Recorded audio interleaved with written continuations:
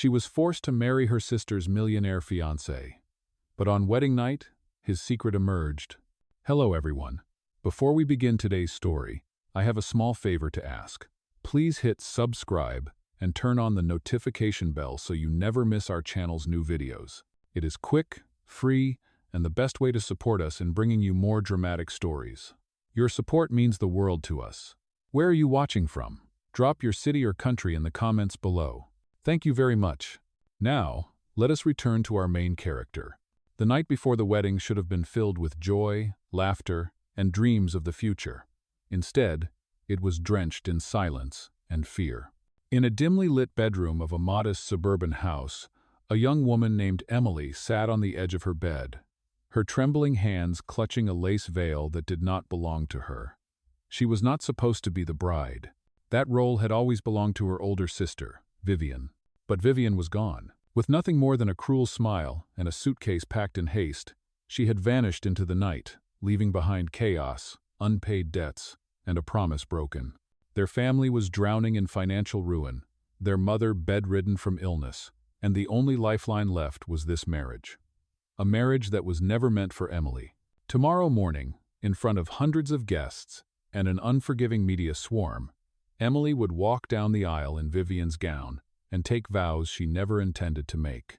She would marry Alexander Blackwood, a millionaire entrepreneur with a reputation as cold and unyielding as the steel towers that bore his name. Her heart pounded against her ribs as she whispered to herself, "I am not her. I am not Vivian. How long can I keep this secret?" The weight of the deception pressed down on her chest like a stone. She wanted to scream, to run, to choose honesty over survival. But she looked at her mother lying weakly in the next room and knew there was no choice at all.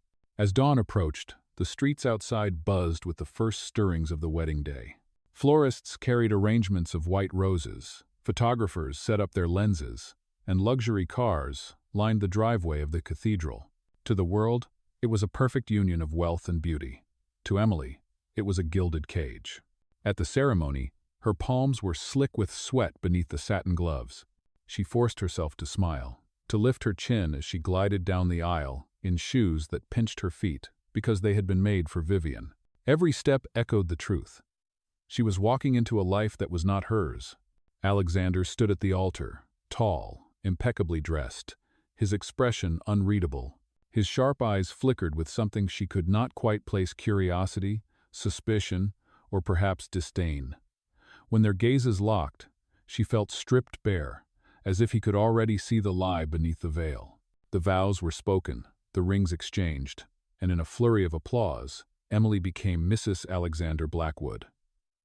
The audience cheered, but inside her, fear screamed louder than any wedding bell.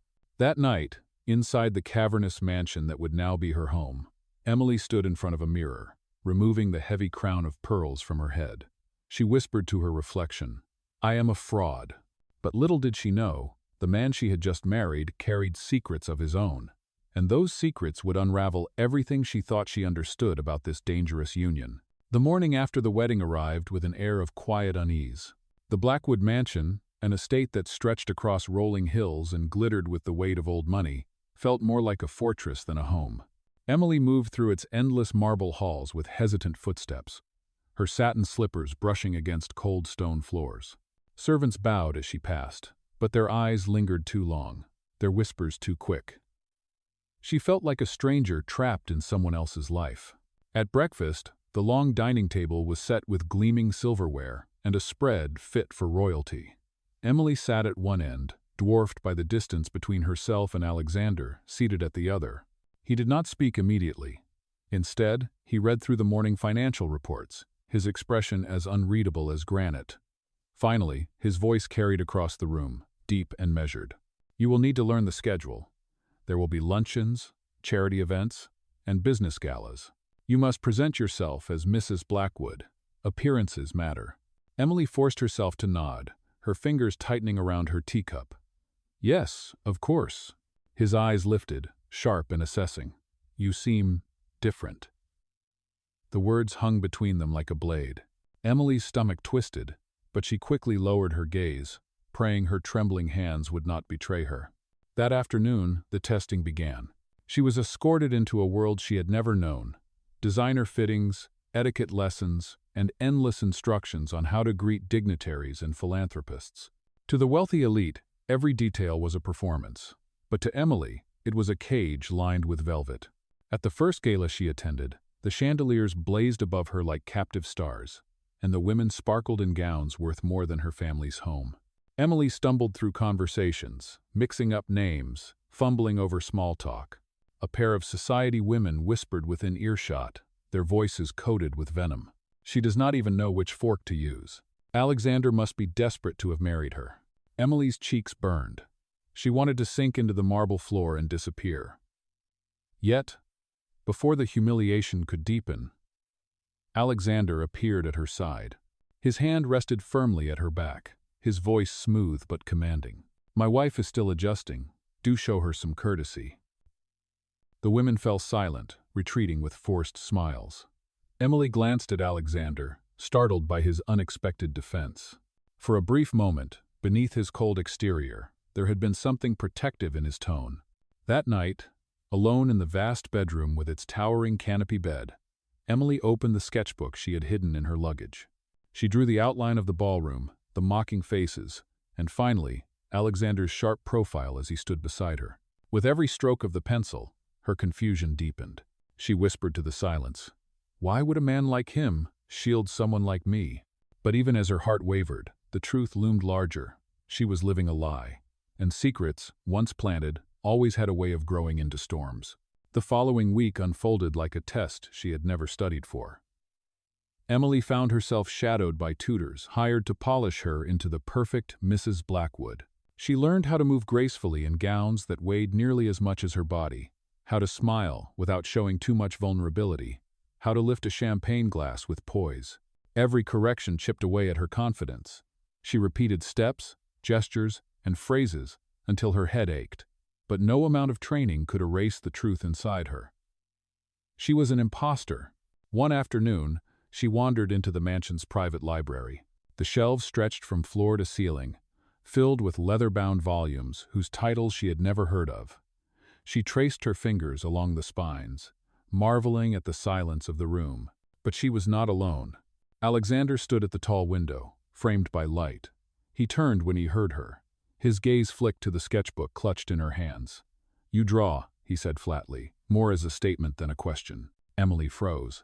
It helps me think," she whispered. He took a step closer, his presence overwhelming. "May I see?" Her pulse quickened. She wanted to say no, to hide the little pieces of herself that slipped out through charcoal and ink. But she handed the book over, her heart in her throat. He flipped through the pages, stopping at the sketch of the ballroom, the cruel smiles of the society women, and then himself. His sharp profile captured in quiet detail. For a long moment, he said nothing. Then he closed the book and handed it back. "You notice things most people overlook," he murmured. There was no mockery in his tone, only something unreadable, something softer than she had expected. That night, Emily replayed his words as she sat by the window in her room. Outside, the estate grounds glimmered under the moonlight, vast and unreachable. She hugged the sketchbook to her chest. Why did his approval matter to her? Why did the smallest flicker of kindness from him feel like warmth after years of cold? The next evening, Alexander invited her to accompany him to another formal event. This time, he stayed close, subtly guiding her through the crowd. When she stumbled over a guest's name, he stepped in smoothly, turning the mistake into a joke that made the entire table laugh. Emily's shoulders relaxed for the first time in days. Later, when the music began, someone suggested they dance. Emily's throat tightened with panic, but before she could refuse, Alexander extended his hand. "Trust me," he said. She placed her trembling hand in his. On the dance floor, under the chandelier's glow, he moved with effortless grace, leading her through each step. At first she faltered, but his steady arm guided her, and soon she found herself moving as though she belonged there. For a fleeting moment, she forgot the lies, the fear, the borrowed life. She felt only the rhythm, his touch, and the dangerous possibility that her heart was betraying her. When the song ended, applause rippled around them. Emily's cheeks burned, but Alexander did not let go of her hand immediately. His eyes held hers with an intensity that made her breath catch. Back in her room that night, she stared at her reflection in the mirror. "This cannot be real," she whispered, but her racing heart told her otherwise. She was falling for the man she had sworn never to love, and if he ever discovered the truth, that love would be her undoing. The following week unfolded like a test she had never studied for. Emily found herself shadowed by tutors hired to polish her into the perfect Mrs. Blackwood. She learned how to move gracefully in gowns that weighed nearly as much as her body, how to smile without showing too much vulnerability, how to lift a champagne glass with poise. Every correction chipped away at her confidence. She repeated steps, gestures, and phrases until her head ached. But no amount of training could erase the truth inside her. She was an imposter. One afternoon, she wandered into the mansion's private library. The shelves stretched from floor to ceiling, filled with leather-bound volumes whose titles she had never heard of. She traced her fingers along the spines, marveling at the silence of the room. But she was not alone. Alexander stood at the tall window, framed by light. He turned when he heard her. His gaze flicked to the sketchbook clutched in her hands. "You draw," he said flatly. More as a statement than a question. Emily froze. It helps me think," she whispered. He took a step closer, his presence overwhelming. "May I see?" Her pulse quickened. She wanted to say no, to hide the little pieces of herself that slipped out through charcoal and ink. But she handed the book over, her heart in her throat. He flipped through the pages, stopping at the sketch of the ballroom, the cruel smiles of the society women, and then himself. His sharp profile captured in quiet detail. For a long moment, he said nothing. Then he closed the book and handed it back. "You notice things most people overlook," he murmured. There was no mockery in his tone, only something unreadable, something softer than she had expected. That night, Emily replayed his words as she sat by the window in her room. Outside, the estate grounds glimmered under the moonlight, vast and unreachable. She hugged the sketchbook to her chest. Why did his approval matter to her? Why did the smallest flicker of kindness from him feel like warmth after years of cold?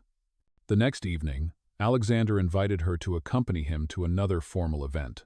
This time, he stayed close, subtly guiding her through the crowd. When she stumbled over a guest name, he stepped in smoothly, turning the mistake into a joke that made the entire table laugh. Emily's shoulders relaxed for the first time in days. Later, when the music began, someone suggested they dance. Emily's throat tightened with panic, but before she could refuse, Alexander extended his hand. "Trust me," he said. She placed her trembling hand in his. On the dance floor, under the chandelier's glow, he moved with effortless grace, leading her through each step. At first, she faltered, but his steady arm guided her, and soon she found herself moving as though she belonged there. For a fleeting moment, she forgot the lies, the fear, the borrowed life. She felt only the rhythm, his touch, and the dangerous possibility that her heart was betraying her. When the song ended, applause rippled around them. Emily's cheeks burned, but Alexander did not let go of her hand immediately. His eyes held hers with an intensity that made her breath catch. Back in her room that night, she stared at her reflection in the mirror. "This cannot be real," she whispered. But her racing heart told her otherwise. She was falling for the man she had sworn never to love. And if he ever discovered the truth, that love would be her undoing. The following morning, Emily sat in the sunroom of the mansion, her sketchbook open across her lap. She tried to draw, but her pencil shook with every stroke. The words of the socialite still echoed in her mind. "You are a fraud." It was a truth she could not deny, no matter how much she wished otherwise. She glanced up to see Alexander entering the room. He carried a folder in his hand, his expression unreadable as always. "We are expected at a business reception tonight," he announced. "Be ready by 7. Emily hesitated, then asked softly, "Do you ever get tired of it? The endless events? The constant pressure?" His gaze flickered, almost in surprise. "It is the price of power," he said finally. "You either endure it, or you get crushed." That evening, they arrived at the reception together. Cameras flashed, reporters shouted questions, and the crowd parted as Alexander guided Emily into the grand hall. She felt the weight of every gaze upon her, the suspicion, the envy, the scrutiny. As the night wore on, Emily excused herself from the crowd and slipped into a quieter corridor. She leaned against the wall, closing her eyes. Her heart pounded with the ache of living a lie. She wanted to be honest, to tell Alexander everything, but the fear of destroying her family held her tongue. Suddenly, she heard raised voices nearby.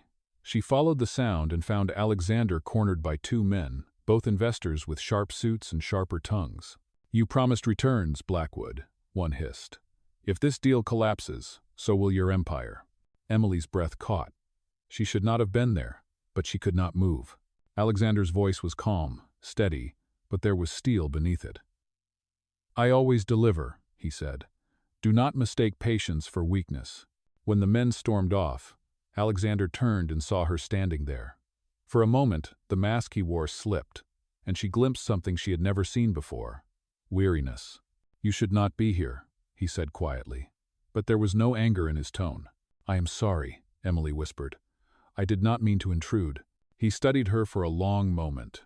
Then, to her surprise, he said, "Come." He led her outside to the terrace where the city lights glittered like fallen stars. For once, the weight of expectation seemed to fall away. They stood side by side in silence until Emily found the courage to speak. "You are not as untouchable as everyone thinks," she murmured. His eyes turned to her, sharp but softened by the glow of the night. "Neither are you." Something shifted between them then, an invisible thread, drawing them closer. For the first time since the marriage, Emily felt the wall between them crack. Back in her room that night, she could not sleep. She replayed every word, every glance. The man she had thought was nothing more than a cold, distant millionaire was revealing layers she had not expected. And worse, her heart was no longer obeying her mind. She whispered to the darkness, "What happens when the truth comes out?" But the silence gave her no answer, only the steady thrum of her own fear. The days that followed brought a strange shift in the atmosphere between Emily and Alexander. He was still guarded, still a man carved from stone in the eyes of the world, but in private, there were cracks in his armor. Small gestures appeared where before there had been only cold distance. A door held open for her. A steady hand offered when she stumbled. Silence that felt less like dismissal and more like thought. Emily noticed it most one evening when they shared dinner in the mansion's private dining room. The table was shorter this time, the distance between them closed. She nervously adjusted her napkin, trying to think of something to say, when Alexander surprised her with a question. "Do you miss your old life?" Her chest tightened. She lowered her gaze. "Yes. I miss the simplicity. I miss honesty." The last word slipped out before she could stop it. Alexander studied her, but instead of pressing, he simply nodded. "Honesty is rare in this world," he murmured, "and dangerous." That night, after the dishes were cleared and the mansion grew quiet, Emily returned to her room. She placed her sketchbook on the desk and opened to a blank page. Her pencil moved almost without thought, capturing the curve of Alexander's jaw, the way his eyes had softened for just a moment across the dinner table. When she looked down at the finished drawing, she felt her heart ache. She was falling deeper into something she had no right to feel. The following weekend, Alexander invited her to accompany him to a private charity auction. The event was filled with the most influential names in the city. Emily entered on his arm, trying to steady her nerves. Yet she could not ignore the stares, the whispers, the subtle barbs tossed her way by women who envied her position and men who doubted her worth. As the auctioneer raised his gavel, Emily drifted toward a display of rare art pieces. She stopped in front of a painting that depicted a lone figure standing against a storm. Something about the defiance in the brushstrokes spoke to her. She whispered, almost to herself, "Even in the storm, they are still standing." Alexander appeared beside her, his eyes following her gaze. "You see more than most people," he said quietly. "Most would only see paint on canvas. You see the story." Emily turned toward him, startled by the gentleness in his voice. For a heartbeat, the noise of the room faded, and it was only the two of them standing there, bound by something neither could name. Later that evening, as the bidding intensified, a scandal threatened to erupt. A wealthy guest made a cruel remark about Emily's background, mocking her supposed lack of refinement. The words cut like a knife, and Emily's face burned with shame. Before she could retreat, Alexander rose from his seat. His voice carried across the room with authority. "My wife's worth is not measured by your narrow standards. She has more strength than anyone here." The room fell silent. For once, the masks of the elite cracked, and Emily saw admiration flicker in a few eyes. She sat frozen, her heart hammering. Alexander had not just defended her, he had declared his belief in her. That night, as they returned home, Emily walked beside him in silence. Her emotions tangled into knots of fear, gratitude, and longing. She wanted to tell him everything, to reveal the lie that bound them. But when she opened her mouth, the words died in her throat. Because deep down, she knew the truth could destroy everything they had begun to build, and she was not ready to let go.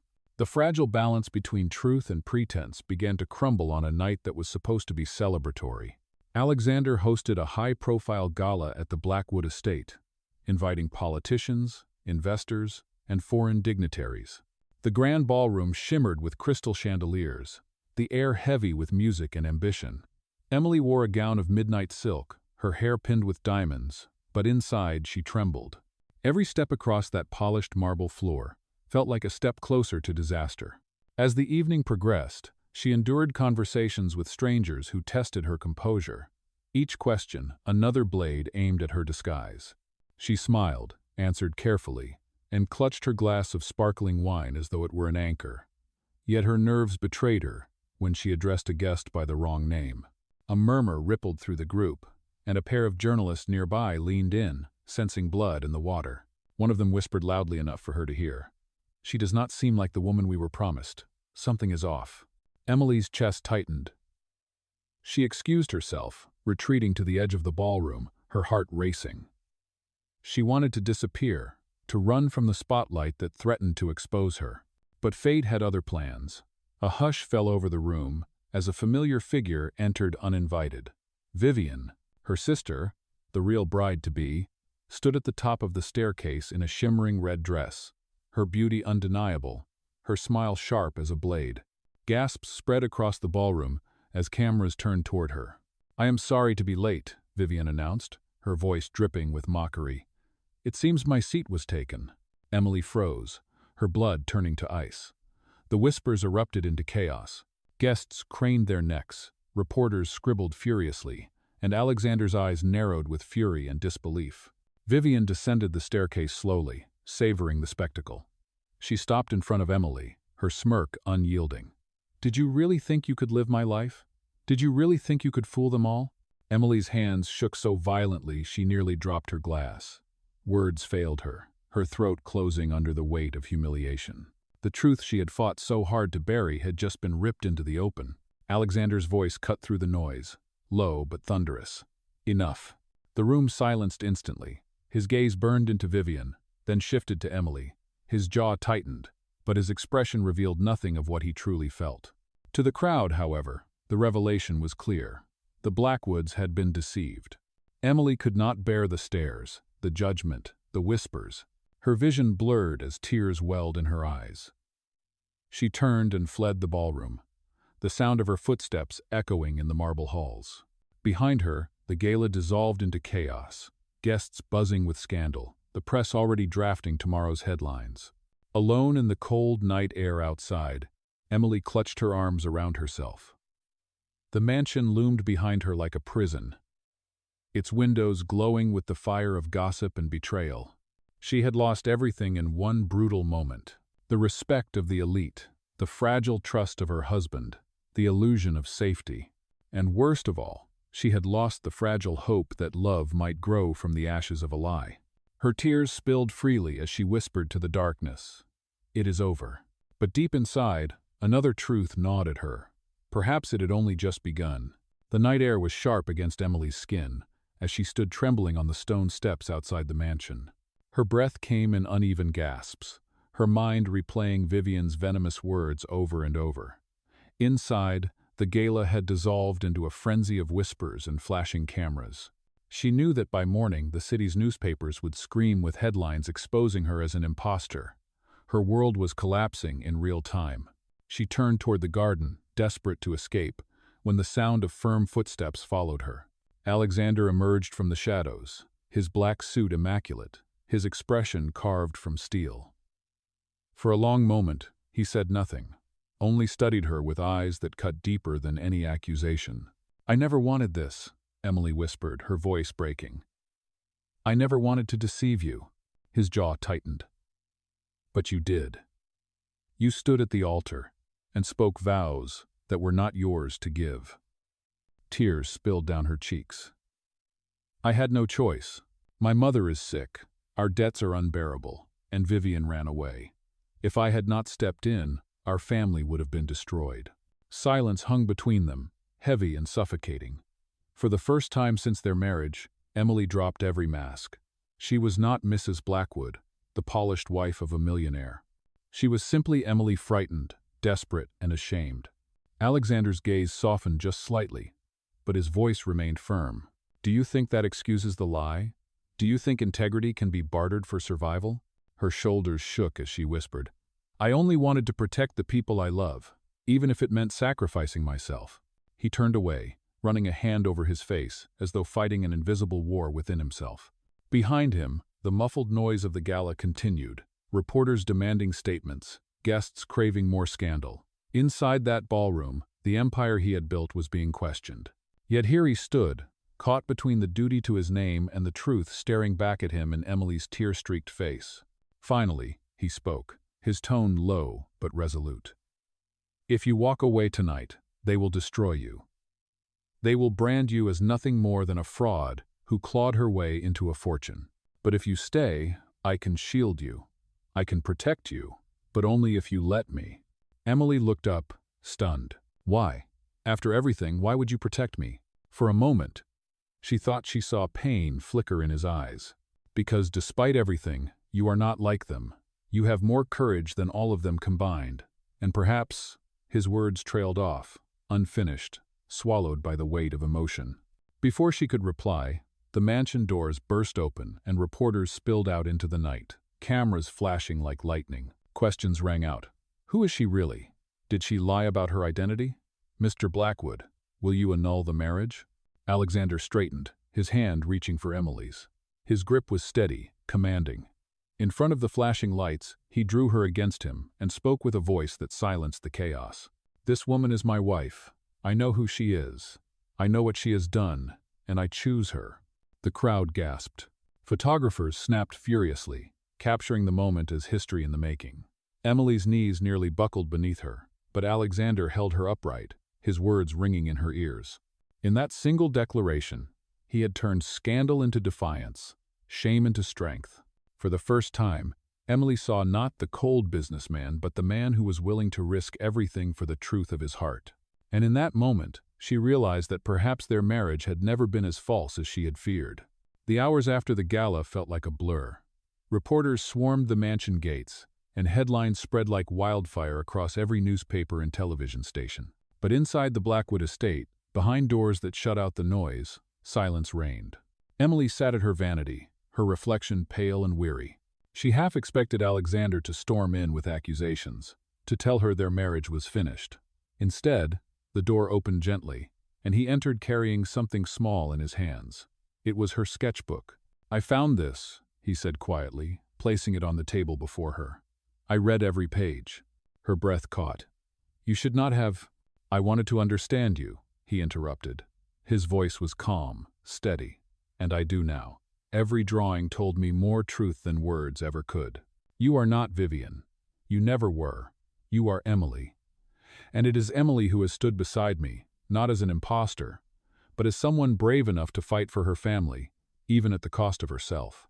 Tears blurred her vision. She whispered, "And now? After everything, what happens now?" Alexander reached into his pocket and pulled out a box. Inside lay a new pair of wedding shoes, delicate satin, the perfect size. He set them before her with a faint smile. "No more borrowed shoes. No more borrowed life. From this day forward, everything is yours, if you choose it." Emily pressed her hands to her mouth, overwhelmed. Slowly, she lifted her gaze to meet his. In his eyes, she saw no judgment, no suspicion, only a promise. She rose from her seat, slipping into the shoes. For the first time, they fit perfectly. She stepped toward him, her heart pounding not with fear, but with certainty. "I choose it," she whispered. Alexander pulled her into his arms, and in that embrace, the walls of deception crumbled, replaced by something stronger than either of them had expected. Outside, the world would continue to gossip, to speculate, to judge. But within those walls, truth had found its place. Their marriage, once forged in lies, had transformed into something real. And for Emily, the girl who had once been forced into a role she never wanted, the ending was no longer a cage, but a beginning filled with love, hope, and the promise of forever.